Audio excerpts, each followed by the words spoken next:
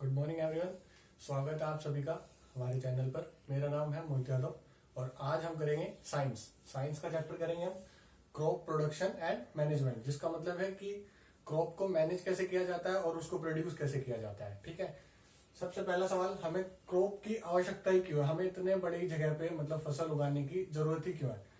हमें इसकी जरूरत इसलिए है क्योंकि पॉपुलेशन बहुत वास्ट है। एक घर के लिए आप छोटी जगह पे उगा सकते हो फसल खाने के लिए, लेकिन अगर आपको पूरी एक बड़ी पॉपुलेशन यानी पूरे देश को जिंदा रखना है, एनर्जी की देनी है, तो आपको फसल उगानी पड़ेगी। तो फसल होती क्या है? सबसे पहला क्वेश्चन यही है।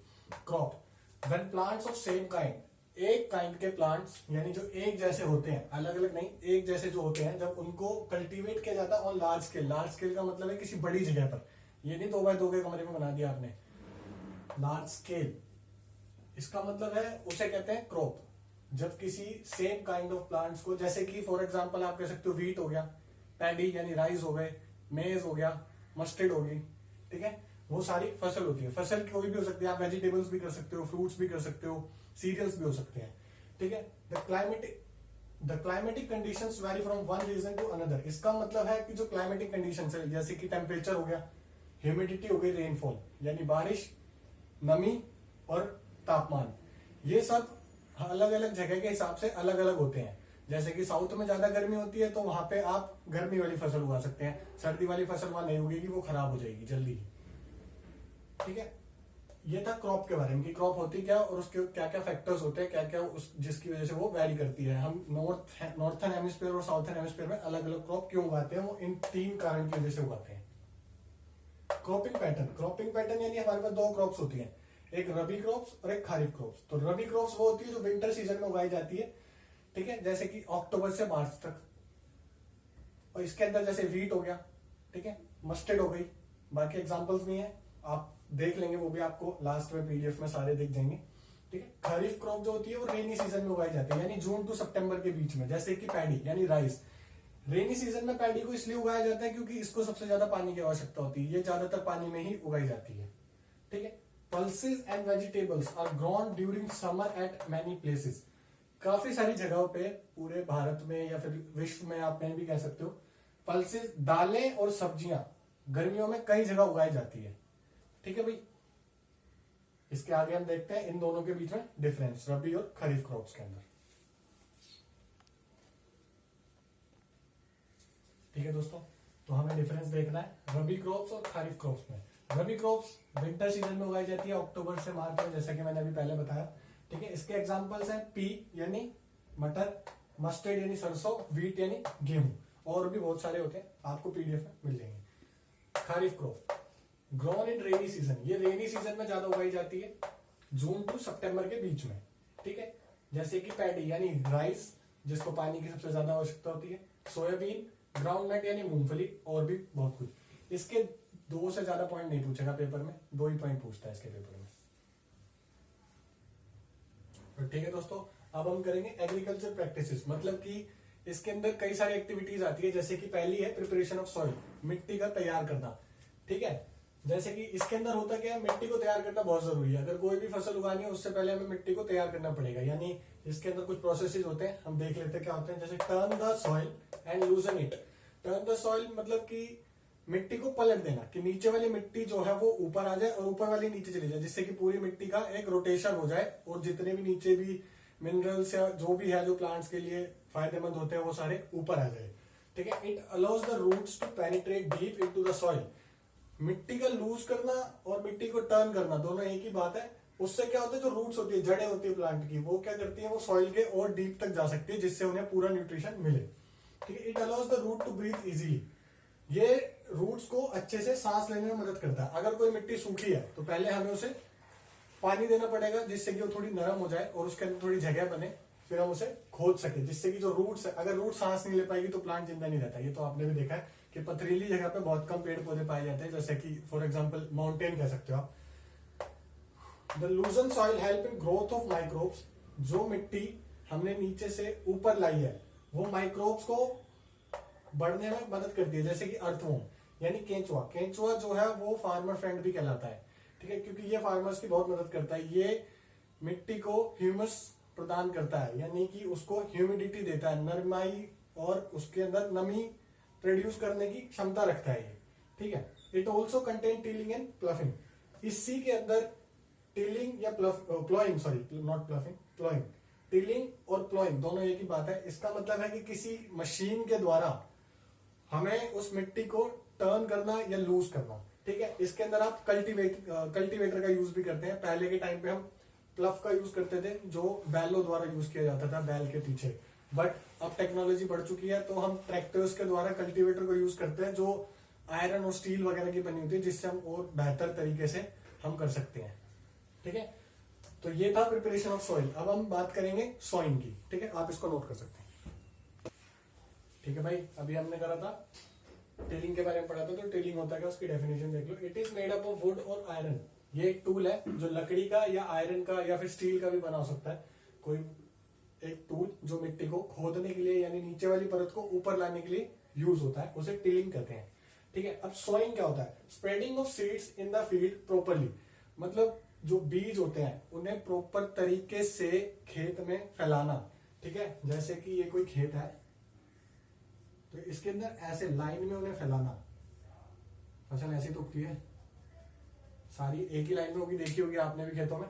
तो उन सबको एक तरीके से उगाना जिससे कि बाद में जब उनकी कटाई हो, उनकी हार्वेस्टिंग हो तो उसमें हमें आसानी हो, इसलिए सोइंग का यूज किया जाता है। और इसको आजकल जैसा कि आप सबको पता है टेक्नोलॉजी बहुत है, इसको भी हम मशीनों के द्वारा करते हैं, ठीक है। नेक्स्ट है hoe a tool which is used for weeds to remove it from field. पहली बात तो वीड्स क्या होते हैं, वीड्स होते हैं कि खेतों में जो फालतू के पेड़ पौधे होते हैं जिनका कोई काम नहीं होता, जो किसी काम नहीं आते, किसान के किसी भी काम नहीं होते, ठीक है, उन्हें वीड्स कहते हैं। Unwanted plants are known as weeds, ठीक है। तो वीड्स को हटाने के लिए जो टूल यूज होता है उसे हो कहते हैं। जैसे कि आपने देखा होगा फावड़ा, जैसे हिंदी में फावड़ा कहते हैं, ऐसा होता है कुछ, ठीक है, ऐसा कुछ होता है आगे से जैसा, ठीक है। यहाँ पे मेटल का कुछ होता है और ये लकड़ी की स्टिक होती है। फावड़ा आप सबने देखा होगा, ठीक है, वो उसे कहते हैं हो। नेक्स्ट हम देखेंगे वीड्स क्या होती हैं, ठीक है, इसे आप नोट कर लीजिए, ठीक है भाई। अब हम देखेंगे ट्रेडिशनल टूल क्या होता है, जो भी हमने पढ़ा आप देख लो उसको। ट्रेडिशनल टूल होता है the tool used traditionally for sowing seeds, मतलब कि वो टूल, वो औजार जो पहले के समय यूज होता था जब हमारे पास उतनी टेक्नोलॉजी नहीं थी, बीज बोने के लिए खेतों में, ठीक है। जो कि आप देख भी सकते हो नेट पे सर्च करके, बैल के पीछे लगा के एक लकड़ी का कुछ ऐसा हिस्सा सा होता है, ऐसा सा होता है वो हल टाइप, और इसमें यहाँ पे ऐसे एक कॉन टाइप बना होता है, ठीक है। आप यहाँ से एक बंदा बीज डालता रहता है और वो नीचे ना लाइन में ऐसे लगते रहते हैं, ठीक है, आप उसे देख सकते हैं। सीड ड्रिल एक मशीन है, a machine which is use for sowing seeds. Traditional tool तो ये है जो पहले यूज होता था, ठीक है। और सीड ड्रिल जो आजकल यूज होती है, कल्टीवेटर कहते हैं जिसको, ठीक है, जो ट्रैक्टर के पीछे लगा के मशीन के द्वारा यूज किया जाता है। ये काफी हैवी भी होता है, हल्के भी होते हैं, बट इतने हल्के भी नहीं कि एक इंसान अकेला उठा ले, ठीक है। वीड्स क्या होती हैं, वीड्स की डेफिनेशन देख लो। The undesirable plants in the field are known as weeds. खेत में वो पेड़ पौधे जो हमें नहीं चाहिए होते, जो किसी किसान के किसी भी काम नहीं आते, उन्हें वीड्स कहते हैं। और वीड्स को हटाने के प्रोसेस को वीडिंग कहते हैं। और इनको केमिकल तरीके से हटाया जाता है, ठीक है। और जैसे कि वीडीसाइड्स, ठीक है,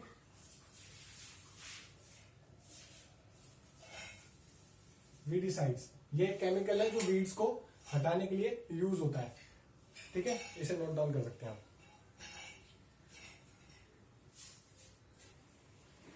ठीक है भाई। अब हम पढ़ेंगे मैन्योर और फर्टिलाइजर्स के बारे में।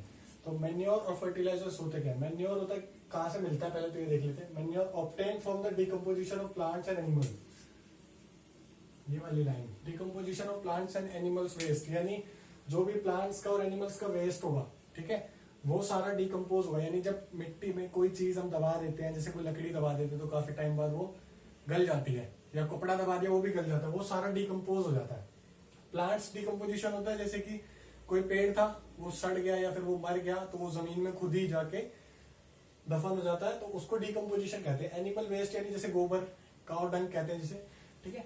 It improve soil texture and water retaining capacity. Manure एक तो ये तो नेचुरल है, ठीक है, ये केमिकली नहीं होता, ये नेचुरल होता है। ये सॉइल टेक्सचर को बनाए रखता है और उसे और भी बेहतर बनाता है, यानी सॉइल की जो मिट्टी की जो संरचना है उसको खराब नहीं होने देता, जैसी होती है वैसी रहने देता है, उसको पॉइजनस नहीं बनाता, ठीक है। और वाटर रिटेनिंग कैपेसिटी को भी बढ़ाता है, यानी मिट्टी के अंदर जब पेड़ की जड़ें जाती है पौधे की तो वो पानी ज्यादा सोख पाए, वो उसमें भी मदद करता है मैन्योर, ठीक है। और फर्टिलाइजर्स क्या होते हैं, ये केमिकल सब्सटेंसेज होते हैं जिनको जो एक ही चीज में, मतलब हर चीज के अलग अलग होते हैं। अगर जैसे खेत में नाइट्रोजन की कमी आ रही है तो नाइट्रोजन वाला फर्टिलाइजर लेके आएंगे, यूरिया की कमी आ रही है तो यूरिया वाला लेके आएंगे, ठीक है। इट प्रोड्यूसेस इन फैक्ट्री, ये फैक्ट्री में बनाया जाता है, ये आर्टिफिशियल होता है, यानी ये मैनमेड होता है वो भी मैनमेड है, बट वो नेचुरल होता है, ये नेचुरल नहीं होता है, इसको बनाया ही जाता है केमिकल्स के द्वारा। अगर हम इसको ज्यादा डाल देते हैं खेतों में तो ये फसल को खराब कर सकता है, ठीक है। इसलिए excess use of fertilisers also spoils the crop. जैसे कि एग्जांपल है, जैसे कि एनपीके यानी नाइट्रोजन, फास्फोरस और पोटेशियम, ये 3 मेन मिनरल्स कह सकते हो या फिर मेन एलिमेंट्स कह सकते हो, तत्व जो एक फसल के लिए जरूरी है। जैसे कि यूरिया हो गया, पोटाश हो गया, अमोनियम सल्फेट या और भी बहुत सारे, ठीक है। ये फर्टिलाइजर्स और ये manure,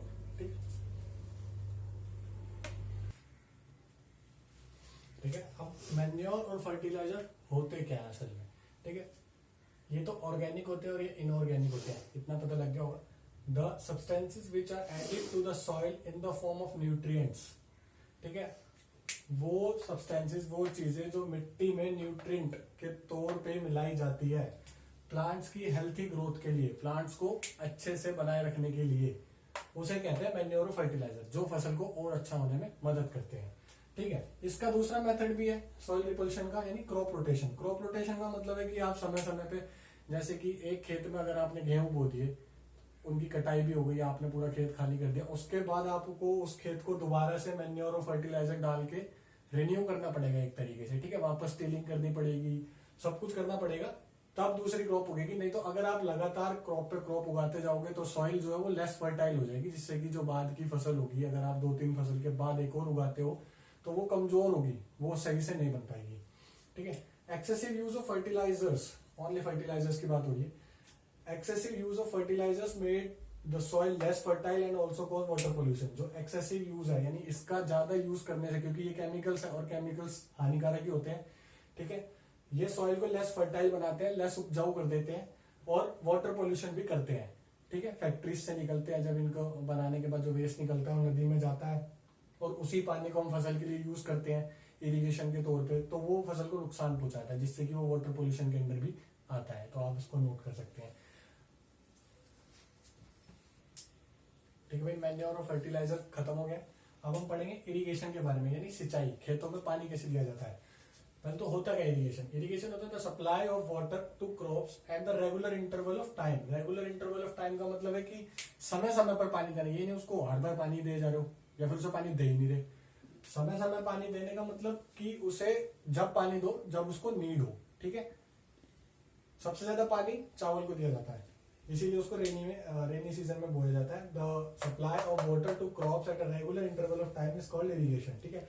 irrigation varies from crop to crop, फसल के अनुसार varies from crop to crop. इसका मतलब है कि हर फसल को अलग अलग तरीके से पानी की आवश्यकता होती है। ये नहीं आपने गेहूं को ज्यादा पानी दे दिया, चावल को कम दिया।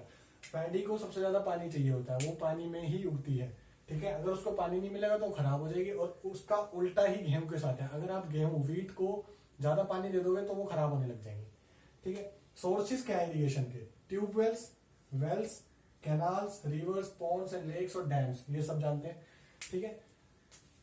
पुली सिस्टम, राहत, देखली और चेन पंप, ये 4 जो है ये ट्रेडिशनल मेथड्स है। यानी जब ये सब बाद में, इनसे तो बाद में शुरू किया है, सॉरी हाँ ये तो थे ही, इनके साथ साथ ये कि तरीके, मेन तरीके 2 ही हैं जिनको स्प्रिंकलर सिस्टम और ड्रिप सिस्टम कहते हैं। उनके अलावा ये 4 भी यूज होते थे पहले, अब नहीं होते, क्योंकि अब टेक्नोलॉजी के अनुसार हम उनको यूज करते हैं, स्प्रिंकलर सिस्टम और ड्रिप सिस्टम को, ठीक है। अब हम स्प्रिंकलर और ड्रिप सिस्टम के बारे में पढ़ेंगे,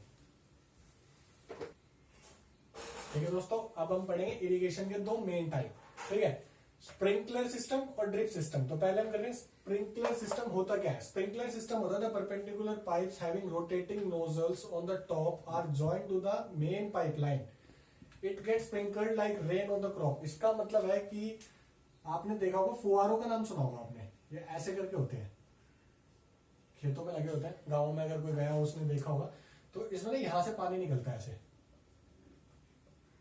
और ये 360 रोटेट करता है पूरा, ठीक है। जैसे ही आपने मेन पाइपलाइन से पानी ऑन किया, सीधा इसमें जाएगा, और ये बहुत ही, इसमें ना बहुत ही टाइनी होल होता है जो बहुत ही प्रेशर से पानी को फेंकता है, जिससे कि ये बहुत दूर भी जाता है, तो पास तो अपने आप ही गिर जाएगा। पाइप इतनी टाइट तो होती नहीं कि पानी लीक ना हो, हल्का फुल्का लीक होता ही रहता है, जिसकी वजह से जब ये रोटेट होता है तो ये पूरी क्रॉप, जो पूरी फसल है उसके ऊपर पानी डालता है, जिससे कि क्रॉप के पत्तों पे भी पानी जाता है तो वो वहां से भी अब्सॉर्ब कर लेते हैं, प्लस मिट्टी में भी जाता है तो वहां से भी अब्सॉर्ब कर लेते हैं, ठीक है। फिर आता है, ये आपको खेतों में ही देखने को मिलेगा मैक्सिमम, गाँव में, ठीक है। फिर आता है ड्रिप सिस्टम। ये आपने जैसे फाउंटेन एक एग्जांपल ले लो, जैसे तालकटोरा स्टेडियम और गया हो, वहां आपने देखा होगा काफी सारे फाउंटेन्स हैं, उसके तरीके का ही होता है लगभग, ठीक है। ड्रिप सिस्टम क्या होता है? Drip system, in this the water falls drop by drop directly near the roots. इसमें होता ऐसा ही है बिल्कुल जैसे इसमें है, बस इसमें क्या होता है, जैसे ये खेत है तो इसमें ना अंडरलाइन कर रखा होगा सब कुछ, अंडरग्राउंड छोटे छोटे लगा रखे होते हैं, जहां पेड़ होगा वहीं पे एक एक फुहारा होगा, ठीक है। और जैसे ही मेन पाइपलाइन से पानी ऑन होगा वो धीरे धीरे निकलेगा, इसकी तरह पूरा प्रेशर से नहीं निकलेगा, हल्का हल्का निकलेगा। ये बेस्ट तरीका है, इससे पानी कभी भी वेस्ट नहीं होता। Best technique for watering the plants. Gardens में आपने देखा होगा सबसे ज्यादा गार्डन्स में यूज होती है, ठीक है। जैसे कि आपने कोई घास का ग्राउंड है उसके ऊपर पाइप छोड़ दी ऐसे ही चला के, तो पानी ऐसे ही बहता रहता है। ये सेम वैसे ही है, यहाँ पानी निकलेगा तो वो थोड़ी दूर तक यहाँ बहेगा ऐसे, तो ये पूरे खेत में फैल जाता है, जिससे कि ये वेस्ट भी नहीं होता और पूरी फसल को प्रॉपर पानी मिल जाता है, जिससे ना एक्स्ट्रा पानी मिलता ना कम मिलता, बिल्कुल जो चाहिए होता है बिल्कुल वैसा ही मिलता है, ठीक है। तो ये दो थे, स्प्रिंकलर सिस्टम और ड्रिप सिस्टम, ठीक है। आप इन्हें नोट डाउन कर लीजिए, ठीक है बच्चों। आप देखते हैं हार्वेस्टिंग। हार्वेस्टिंग होता है the cutting of crops after getting mature, is known as harvesting. मतलब कि the cutting of crops after getting mature, ठीक है। जो क्रॉप्स है जब वो पूरी हो जाती है, ठीक है, मतलब कि जब वो कटने के लिए तैयार हो जाती है, जैसे कि गेहूं स्टार्टिंग में ग्रीन कलर के होते हैं, लेकिन बाद में जब उनका टाइम हो जाता है पूरा तो वो येलो कलर के हो जाता है, गोल्डन कलर के, तो उनका काटने का टाइम हो जाता है, तब वो मैच्योर हो जाते हैं। मैच्योर का मतलब यही है जब वो काटने लायक हो जाए, वो पक जाए एक तरीके से, ठीक है, उसको हार्वेस्टिंग कहते हैं, ठीक है। थ्रेसिंग। थ्रेसिंग क्या होता है? थ्रेसिंग होता है the process of separation of shaft from the seeds और फ्रॉम द ग्रेन्स।